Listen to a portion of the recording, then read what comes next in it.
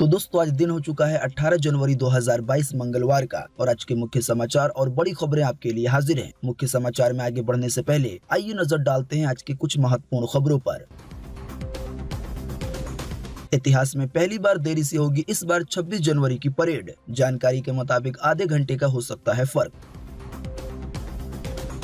शराब पीने के नियम में सरकार जल्द करने वाली है बड़ा बदलाव। जानकारी के मुताबिक अब शराब पीते पकड़े जाने पर देना होगा जुर्माना। चाइना ने नकली सूरज के बाद बनाया नकली चांद। स्पेस के क्षेत्र में चीन की है ये बड़ी छलांग। पीएम मोदी का नया संबोधन यानी कि नया भाषण हुआ जारी। देश दुनिया कोरोना वगैरह पर दिया बड़ा बयान। कई नए ओपिनियन पोल से हुआ बड़ा खुलासा। एक बार फिर से उत्तर प्रदेश में बन सकती है भाजपा की सरकार। वहीं नए ओपिनियन पोल के मुताबिक पंजाब में बाजी मार सकती है आम आदमी पार्टी।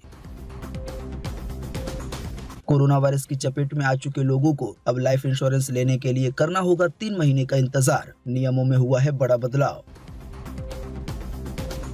देश में लगातार छठे दिन मिले 2 लाख से ज्यादा नए मरीज कोरोना वायरस के। कुल एक्टिव केसों की संख्या हो गई है 17 लाख के पार। सरकार ने कोरोना को फैलने से रोकने के लिए किया बड़ा ऐलान। जल्दी ट्रेन के डिब्बों और बसों में ऐसे उपकरण लगाए जाएंगे जो कि हवा में ही कोरोना वायरस को खत्म कर देंगे। साथ ही जानकारी के मुताबिक आने वाले मार्च के महीने से 12 से 14 साल के बच्चों को भी लग सकती है कोरोना की वैक्सीन। इस बारे में भी सरकार की तरफ से आई है बड़ी खबर। तो दोस्तों आज के इस मुख्य समाचार में हम आपको इन्हीं सब और इसी तरह की और भी बड़ी खबरों के बारे में बताने वाले हैं। इसी की वजह से वीडियो को थोड़ा सा भी ना भगाएं और देखें ध्यान से आखिर तक ताकि कोई भी जानकारी मिस ना हो। वीडियो में बढ़े आगे इससे पहले बस आपसे एक छोटी सी रिक्वेस्ट है कि वीडियो को लाइक कर दे और शेयर कर दे, क्योंकि आपका लाइक और शेयर करना ही होता है हमारी मेहनत का फल। तो आइए बिना देर किए चलते हैं सीधे आज की पहली बड़ी खबर की तरफ।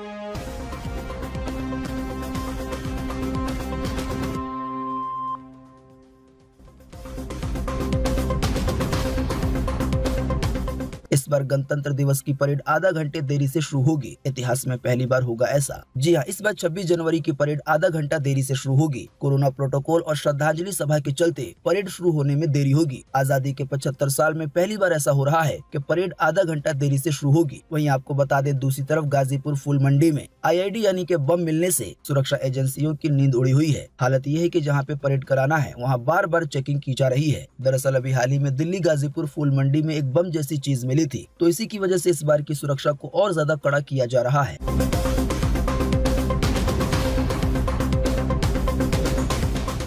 बिहार में अब शराब पीने वालों को नहीं होगी जेल। सरकार शराबबंदी कानून में कर सकती है संशोधन। जी हाँ, नालंदा में जहरीली शराब पीने से 12 लोगों की मौत के बाद NDA के घटक दल जदयू और भाजपा के बीच शुरू हुआ विवाद थमने का नाम नहीं ले रहा है। इसी बीच न्यायालय में मद्य निषेध से जुड़े लंबित आवेदनों की बढ़ती संख्या को देखते हुए राज्य सरकार शराबबंदी कानून में बदलाव कर सकती है। सूत्रों के अनुसार नए कानून में शराब पीने के अपराध में पकड़े गए लोगों को थोड़ी सी राहत दी जा सकती है। शराब पीने के जुर्म में जेल भेजने के बजाय वो केवल जुर्माना देकर छूट सकते हैं। हालांकि जो लोग जुर्माना नहीं भरेंगे उनको फिर जेल भेज दिया जाएगा। वैसे आप नहीं जानते हैं तो आपको बता दें पूरे बिहार में शराब पर बैन लगा हुआ है। हालांकि इसके बावजूद भी कई लोग शराब को गैर कानूनी तरीके से बेचने और पीने की कोशिश करते हैं। फिलहाल तो बिहार में शराब पीते पकड़े जाने पर जेल भेज दिया जाता है, तो इसी वाले नियम में जल्दी बदलाव हो सकता है।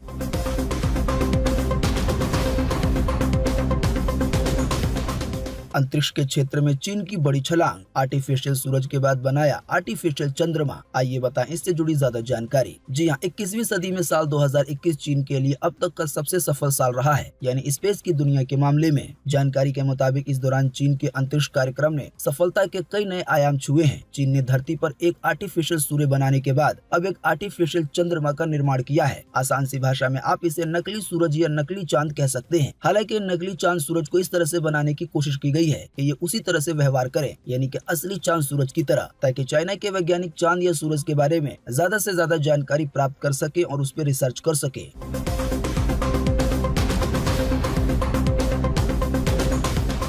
पीएम मोदी ने नए संबोधन यानी नए भाषण में दिया वन अर्थ वन हेल्थ का मंत्र। साथ ही पीएम बोले कि भारत दुनिया को वैक्सीन और दवाइयां देकर करोड़ों जीवन बचा रहा है। जी हां, प्रधानमंत्री नरेंद्र मोदी ने बीते सोमवार को वर्ल्ड इकोनॉमिक फोरम की ओर से आयोजित दावोस समिट को संबोधित किया। इसमें पीएम मोदी ने कोरोना वायरस महामारी से निपटने के लिए भारत की तरफ से दुनिया को दी जा रही मदद के बारे में बताया। पीएम मोदी ने भारत के वन अर्थ वन हेल्थ का मंत्र जिक्र करते हुए कहा कि कोरोना के इस समय में हमने देखा है कि कैसे भारत अपने विजन पर चलते हुए अनेकों देशों को जरूरी दवाइयां और वैक्सीन देकर करोड़ों जीवन बचा रहा है। पीएम मोदी ने भारत की उपलब्धियों का जिक्र करते हुए कहा कि आज भारत दुनिया का तीसरा सबसे बड़ा दवाइयों का निर्माता है। एक तरह से भारत दुनिया के लिए दवा है। भारत जैसी मजबूत डेमोक्रेसी ने पूरी दुनिया को एक खूबसूरत उपहार दिया है, एक उम्मीद का गुलदस्ता दिया है। इस गुलदस्ते में है हम भारतीयों का डेमोक्रेसी पर अटूट विश्वास। इस गुलदस्ते में है 21वीं सदी का सशक्तिकरण करने वाली तकनीक। इसी तरह से पीएम मोदी ने भारत से जुड़ी कई और बातें बताई पूरी दुनिया भर को।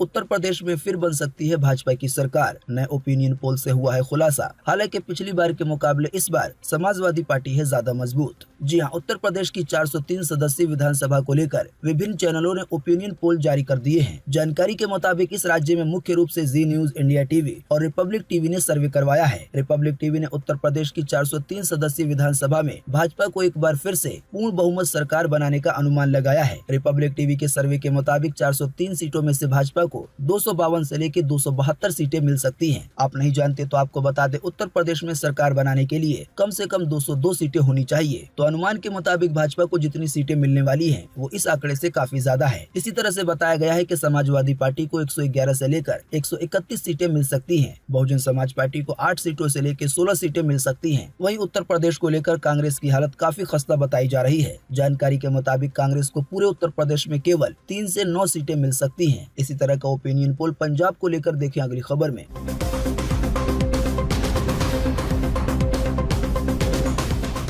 पंजाब में सबसे बड़ी पार्टी बन सकती है आम आदमी पार्टी। कांग्रेस की तरह यहां भाजपा की हालत है सबसे ज्यादा खस्ता। जी हां, रिपब्लिक टीवी ने अपने सर्वे में पंजाब की 117 सदस्यीय विधानसभा में आम आदमी पार्टी को सरकार बनाते हुए दिखाया है। पंजाब को लेकर रिपब्लिक टीवी के सर्वे के मुताबिक आम आदमी पार्टी को यहां 50 से 56 सीटें मिल सकती है और यहाँ पे कुल विधानसभा की सीटें 117 है। बाकी आपको बता दें, पंजाब में सरकार बनाने के लिए 59 सीटों की जरूरत है और आम आदमी पार्टी इसके काफी करीब है। वहीं कांग्रेस को लेकर बताया गया है कि पंजाब में कांग्रेस को 42 से 48 सीटों पर जीत मिल सकती है। वहीं शिरोमणि अकाली दल को 13 से 17 सीटें मिल सकती हैं और भाजपा को केवल 1 से 3 सीट मिलने की उम्मीद है पंजाब के अंदर। हालांकि आपको बता दें, ये सारी बातें ओपिनियन पोल के मुताबिक है। जो असल कहानी है, जो असल रिजल्ट है, वो कई बार इसके बिल्कुल उलट भी हो जाता है।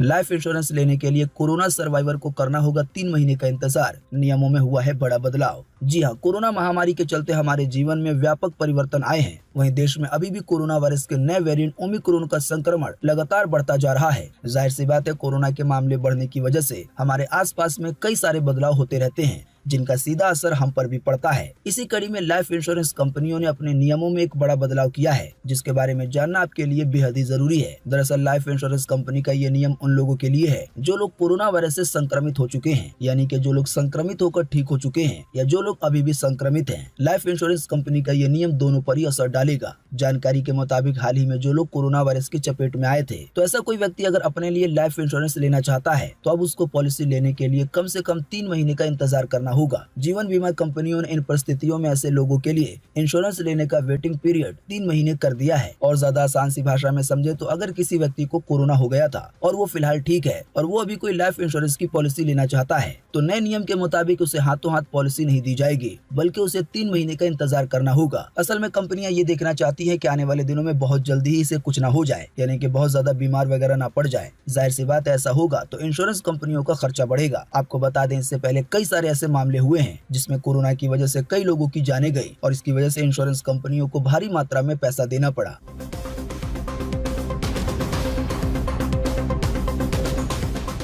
सरकार ने किया बड़ा ऐलान, कहा ट्रेन के डिब्बों और एसी बसों में जल्दी ऐसे उपकरण लगाए जाएंगे जिनसे हवा में ही खत्म हो जाएगा कोरोना वायरस। जी हां, केंद्रीय विज्ञान एवं प्रौद्योगिकी मंत्रालय ने ऐलान किया है कि वो जल्दी ट्रेन के डिब्बों और एसी बसों में ऐसी तकनीक को लगाएगा जिससे बस में या ट्रेन के डिब्बे में कोरोना वायरस का फैलना नामुमकिन हो जाएगा। सरकार का कहना है कि उसकी नई कीटाणु शोधन तकनीक कोरोना को हवा में फैलने से पहले ही इसे खत्म कर देने की क्षमता रखता है। जानकारी के मुताबिक ये भी खबर आई है कि ट्रेन और एसी बसों के अलावा इन उपकरणों को बंद जगहों पर भी लगाया जा सकता है। आसान सी भाषा में कहें तो भारत सरकार जो उपकरण लगाना चाहती है वो बंद जगह पर काफी अच्छे से काम करता है। और जैसा कि हमने आपको बताया, इस उपकरण की इतनी क्षमता है कि ये कोरोना वायरस को हवा में फैलने से पहले ही खत्म कर देगा। जाहिर सी बात है, अगर ये ऐसे ही काम करेगा जैसा कि बताया जा रहा है, तो आम जनता को या कह लें पूरे देश को बड़ी राहत मिलेगी।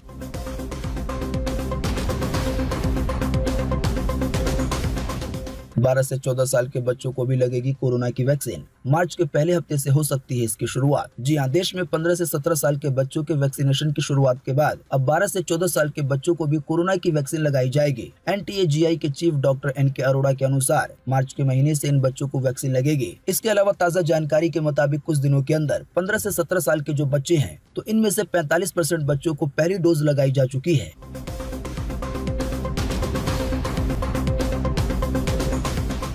देश में लगातार छठे दिन मिले 2 लाख से ज्यादा नए मरीज कोरोना वायरस के। वहीं लगातार दूसरे दिन 1.5 लाख से ज्यादा लोग हुए हैं ठीक। एक्टिव केसों की संख्या हो गई है 17 लाख के पार। जी हां, देश में लगातार दूसरे दिन कोरोना संक्रमण से उबरकर ठीक होने वाले मरीजों की संख्या 1.5 लाख को पार कर गई है। जानकारी के मुताबिक बीते सोमवार को 1,51,988 लोग ठीक हुए हैं कोरोना वायरस से। जानकारी के मुताबिक पिछले 24 घंटे के दौरान 2,32,000 से ज्यादा नए केस मिले हैं। वहीं इसी दौरान 299 लोगों की जान भी गई है पूरे देश में कोरोना वायरस की वजह से। साथ ही आपको बता दें, राजधानी दिल्ली में रोज आने वाले नए मामलों में काफी अच्छी कमी देखने को मिली है। जानकारी के मुताबिक बीते सोमवार को केवल 12,500 नए मामले मिले हैं। इसी तरह से महाराष्ट्र में भी पिछले दिनों के मुकाबले काफी कम मामले देखने को मिले हैं, लगभग 31,000। बात करेंगे मुंबई की तो मुंबई में बीते सोमवार को लगभग 6,000 नए मरीज मिले हैं। हालांकि उत्तर प्रदेश में कोई खास राहत नहीं मिली है। बीते सोमवार को उत्तर प्रदेश में 15,000 से ज्यादा नए मामले दर्ज हुए हैं और बीते कुछ दिनों से इसी तरह के मामले आ रहे हैं। आसान सी भाषा में कहें तो रोजाना इतने मरीज मिल रहे हैं।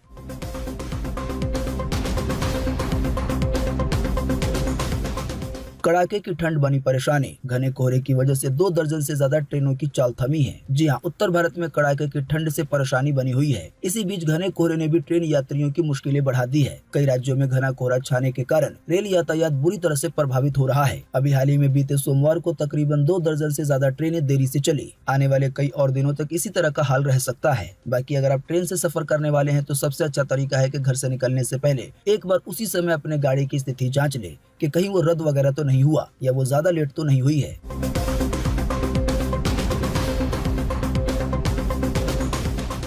अगर सरकार की तरफ से मान ली गई ये मांग तो FD कराने वालों की हो जाएगी बल्ले बल्ले। जी हां, बजट आने में गिनती के दिन बाकी हैं और बैंकों ने ग्राहकों के हितों के लिए खास तरह की मांग उठाई है। इंडियन बैंक एसोसिएशन ने वित्त मंत्रालय से गुहार लगाई है कि टैक्स फ्री फिक्स्ड डिपॉजिट की अवधि 5 साल की बजाय 3 साल कर दिया जाए। यदि सरकार की तरफ से ये मांग स्वीकार कर ली गई तो FD करा रखे लोगों का या जो लोग FD कराएंगे उनका अच्छा फायदा होगा। असल में फिलहाल अभी ये नियम है कि अगर आप 5 साल के लिए FD कराते हैं तो आपको टैक्स बेनिफिट अच्छा मिलता है। आसान सी भाषा में कहें तो आपको ज्यादा टैक्स नहीं देना पड़ता। लेकिन वहीं आप फिक्स डिपॉजिट कराते हैं 5 साल के कम समय के लिए, जैसे कि 2 साल के लिए, 3 साल के लिए, तो आपको टैक्स बेनिफिट नहीं मिलता है। इसी की वजह से सभी बैंकों ने मिलकर सरकार से ये गुहार लगाई है कि फिक्स डिपॉजिट के नियमों में बदलाव किया जाए और टैक्स बेनिफिट कम से कम 3 साल पे कर दिया जाए। यानी कि अगर कोई 3 साल के लिए FD कराता है तो उसे टैक्स का बेनिफिट मिले। जाहिर सी बात है, फिक्स डिपॉजिट के जरिए जो आपका फायदा होगा और उसमें से अगर बहुत कम टैक्स सरकार को देना पड़ेगा तो आपके पास ज्यादा पैसे बचेंगे। वैसे आपको बता दें, आने वाले फरवरी के महीने में देश का आम बजट पेश होने वाला है। उसमें कई तरह के और बड़े फैसले लिए जाएंगे जिसका सीधा असर आम जनता पर पड़ेगा।